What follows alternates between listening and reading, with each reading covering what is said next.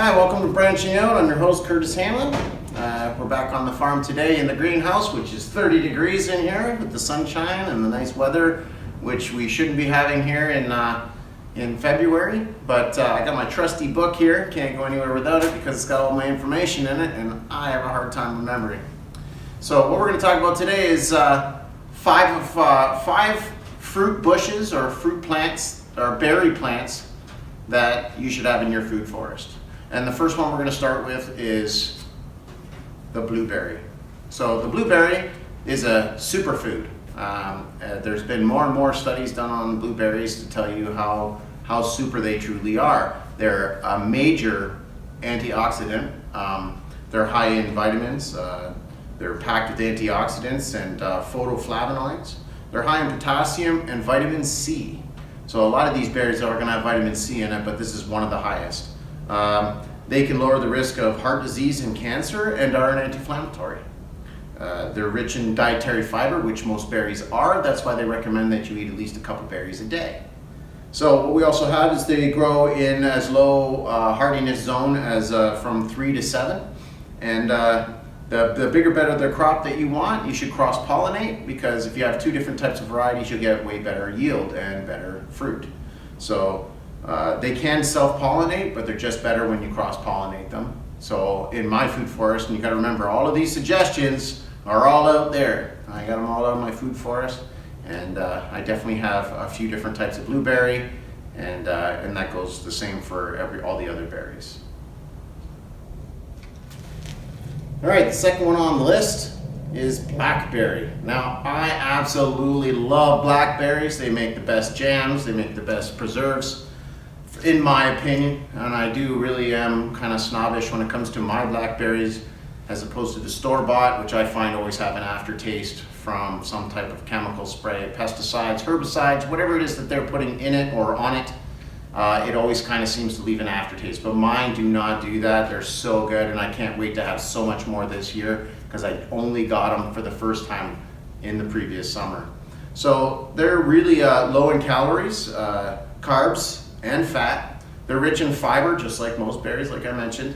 The vitamins and minerals are a high source of vitamin C, K, and manganese, and are high antioxidant.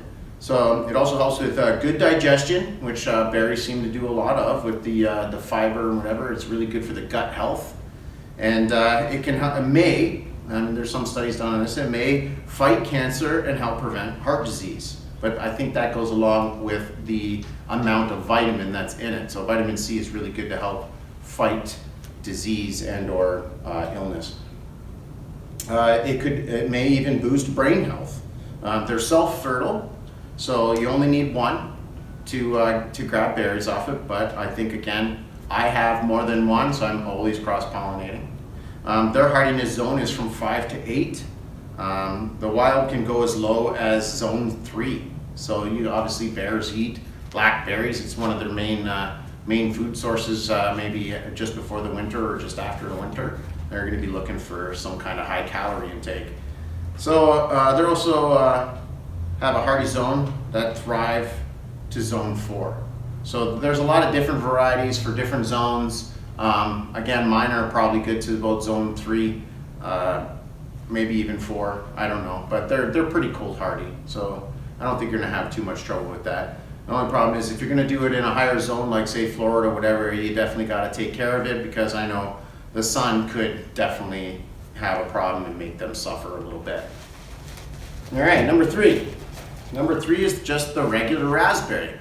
There's so many different types of raspberries out there: black, red, triple crown, purple. You can even get blue ones, which I find are just like it's a novelty as far as I'm concerned. I mean, I haven't seen any that were not novelty. So yeah, I have a lot of wild raspberries growing on this property that I've transplanted from a wild area to a bedded area. So because I'm trying to localize it so I know where to go to get them. Now, the one thing you don't know unless you've Googled it once or twice like I have, is one of the healthiest berries you could possibly eat is the black raspberry, which is basically the wild black raspberry. And again, we have plenty of those, and I do a lot of pruning to help them. Easy to propagate by, I call it tip layering, where you just poke it the tip right down into the ground and wait a couple of weeks, and that tip will root, and then you just snip it, and now you have two. The black raspberries is one of the most nutritious berries to eat. It's very high in antioxidants, along with fiber, and has a relatively little natural sugar. So they're just naturally sweet the way they are without any real sugar. So probably good for a lot of diabetics who have problems with their glycemic index. And I would recommend you eat some blackberries. So they're definitely going to be good for, raspberries. They're going to be really good for you.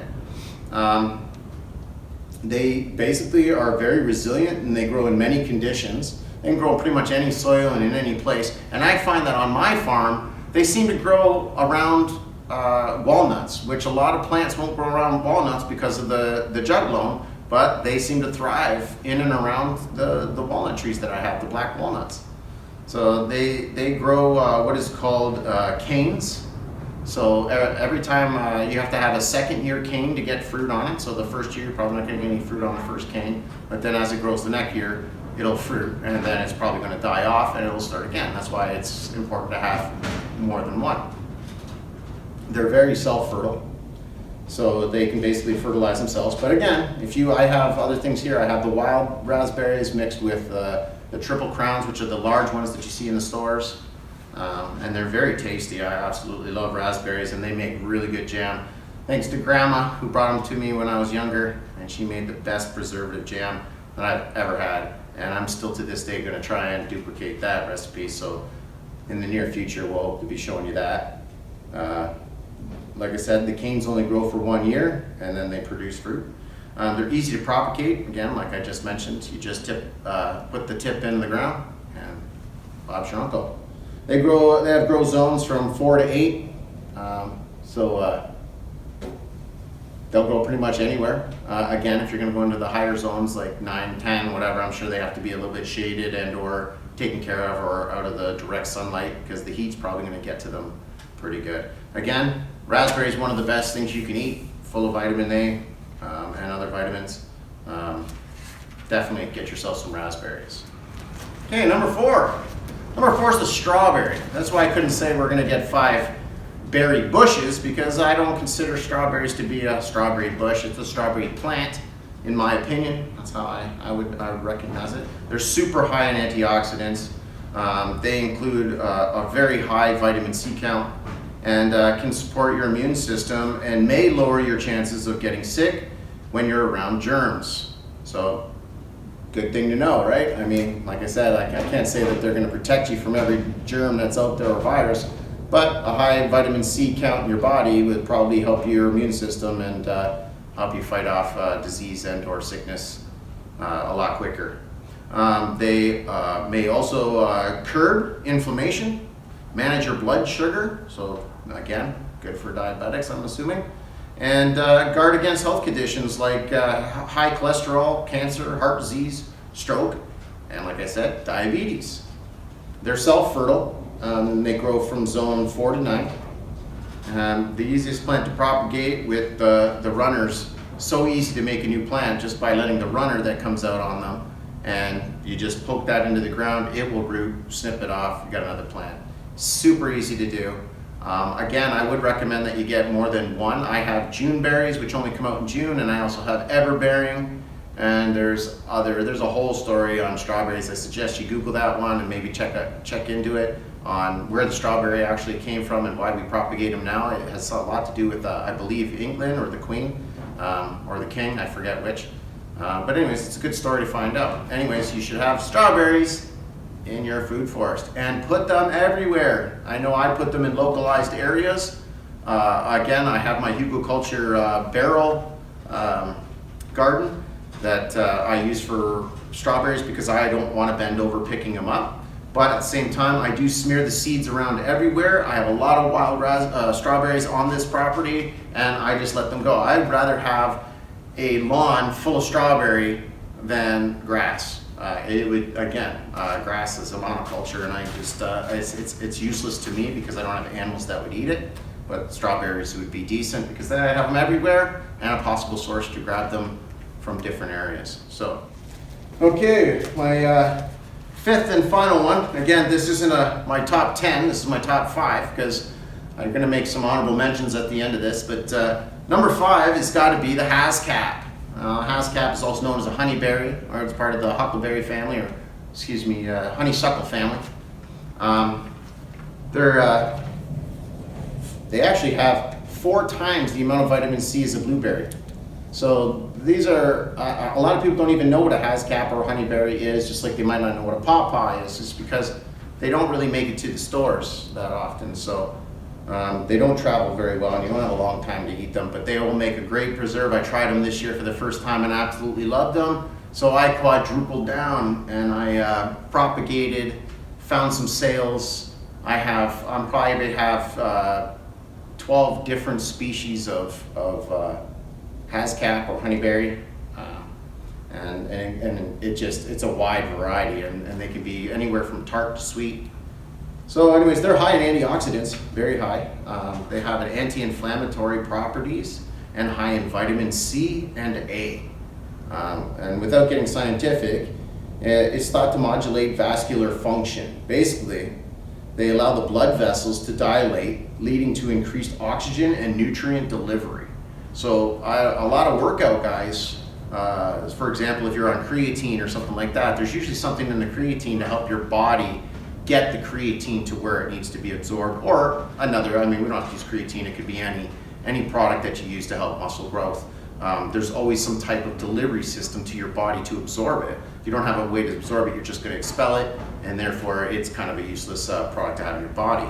To me, Hascaps, definitely something is be better than taking artificial chemicals, but definitely overload on some berries. I'm sure you can eat as many as you want and never really be sick, but we all know what happens if you eat too much of one thing. Everybody always says it gives you the scoots, they say. But you know, I like them, and they're tolerant of most soils. They'll pretty much grow anywhere. I mean, these things are so resilient. They'll grow in like clay soil, sandy soil, loamy soil, but they do grow best in sandy, loamy soil. So with a good drainage, they'll just produce. I have a lot of clay on this property, and a lot of my plants seem to break through that clay and are slowly building it up as I'm building up the surface soil and the structure in the soil with the microorganisms and all that. So yeah, definitely get yourself some Hascaps. They basically, you need at least 2 varieties for cross-pollination to have like the best yield. You definitely need to cross-pollinate. It's just something. Get 2 different kinds and have more than one. And then from there on out, you can easily propagate them by cuttings. And that should be a problem. That's what I did, and I also did mounding, which is when you mound it up, build up the roots, have all the stems or the canes or whatever they're called on Hascaps, and I separate them. So I just snip them off, make sure they have a root structure, and then plant them. Of course, out of 12, out of the 6 that I had, I was able to get about 10. 2 of them died because of the shock of cutting the root. But you know, you follow some of my other videos and we'll show you some techniques on that. I'm still learning, so I'm still learning the techniques on that. So when I get the best absolutely one, it'll say that in my video, the best way to grow Hascaps. So keep an eye out for that one. That may be a year or so down the road, but I got a lot of learning to do. Yeah, they're good from down to zone 1 to 6. So they'll grow to 1 to 6. That's like the coldest. They're very cold hardy to like -50. In some varieties, not all varieties are going to be like that, but you got to look out for the right ones. Obviously, you got to do your research a little bit if you live in those lower, colder northern areas. Like again, if you're going to put them in a place like Texas or Florida or something like where it's a lot warmer or higher zone than 6 or 7 or 8, there definitely could burn. Like the sun will scorch them. So you know, you definitely have to need some type of pergola or shade hoop hut, something like that. I mean, you'd figure it out.